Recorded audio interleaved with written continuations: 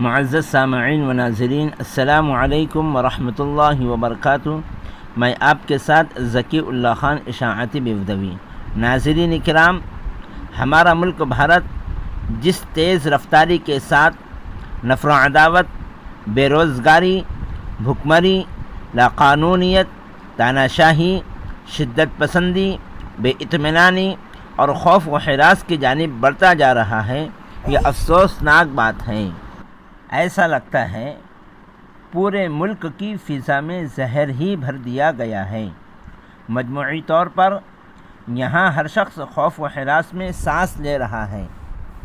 حالات دن بدن اتنے مایوس کن ہوتے جا رہے ہیں کہ آپ کے ساتھ کب کیا ہو جائے کچھ نہیں کہا جا سکتا۔ ایسا معلوم ہوتا ہے کہ قانون بے بس ہے اور وہ اس طرح کے مجرم کو سزا دینے سے قاصر ہے۔ حالات اتنے خراب ہو چکے ہیں کہ اگر آپ کسی راستے سے چل رہے ہیں تو اس کی کوئی گارنٹی نہیں ہے آپ صحیح سلامت اپنے منزل مقصود تک پہنچ جائیں۔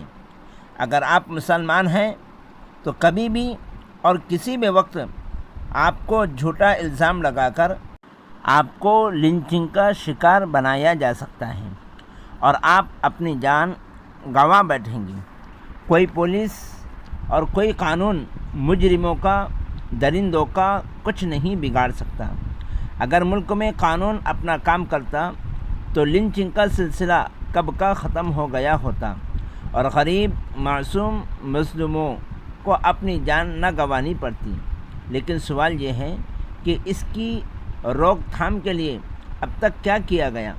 تازہ معاملہ جو میں آپ کو بتانے جا رہا ہوں وہ مہاراشٹر کے ضلع امراوتی 14 جون 2021 کو معمولی گاڑی کا دھکا لگنے پر شرپسندوں نے محمد فیضان ماحولی جاگیر کو بے دردی سے مارا۔ حادثہ موجلی کے قریب پیش آیا۔ اس وقت فیضان دواخانے میں ایڈمٹ ہیں۔ ان فرقہ پرستوں کے خلاف کارروائی کی مانگ کو جمعیت علماء ضلع امراوتی کے صدر حضرت مولانا لیاقت علی صاحب رشادی دامت برکاتہم العالیہ اور جمعیت علماء ضلع امراوتی کے جنرل سیکریٹری مولانا توصیف صاحب قاسمی اور ٹیپو سلطان سینا اور جمعیت علماء ضلع امراوتی کے رکن خالد پہلوان اور دیگر لوگوں نے ایس پی صاحب کو میمورنڈم پیش کیا۔ ناظرین، آئیے پہلے وہ ویڈیو دیکھ لیتے ہیں جس میں ہندو دہشت گردوں نے محمد فیضان کو بے دردی سے مار رہے ہیں۔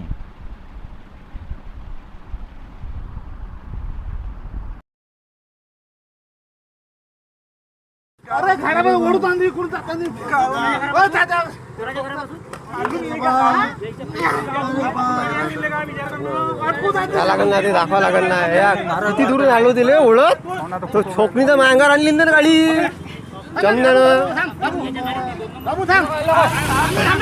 معزز ناظرین، اس سے پہلے سپریم کورٹ نے مرکز اور ریاستی حکومتوں کو نوٹس جاری کرتے ہوئے کہا تھا کہ ہجومی تشدد جیسے واقعات کی روک تھام کے لیے مؤثر اقدامات کیے جائیں۔ لیکن سوال یہ ہے کہ سپریم کورٹ کی اس نوٹس پر کہاں تک عمل ہوا؟